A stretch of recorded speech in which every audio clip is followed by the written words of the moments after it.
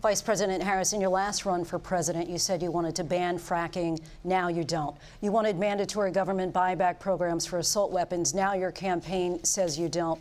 You supported decriminalizing border crossings. Now you're taking a harder line. I know you say that your values have not changed. So then why have so many of your policy positions changed?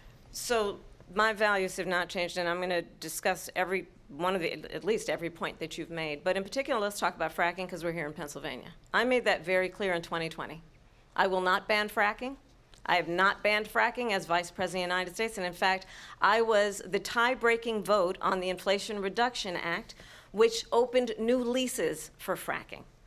My position is that we have got to invest in diverse sources of energy so we reduce our reliance on foreign oil.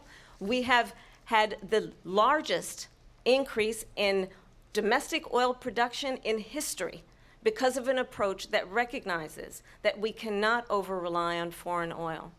As it relates to my values, let me tell you, I grew up a middle-class kid raised by a hardworking mother who worked and saved and was able to buy our first home when I was a teenager.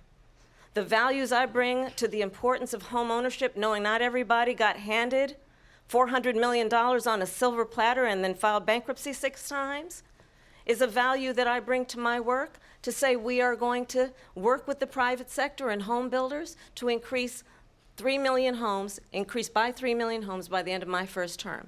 My work that is related to having a friend when I was in high school who was sexually assaulted by her stepfather. And my focus then on protecting women and children from violent crime is based on a value that is deeply grounded in the importance of standing up for those who are most vulnerable. My work that is about protecting Social Security and Medicare is based on long-standing work that I have done, protecting seniors from scams. My values have not changed. And what is important is that there is a president who actually brings values and a perspective that is about lifting people up and not beating people down and name-calling.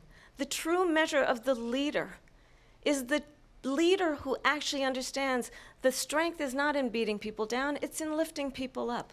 I intend to be that president. President Trump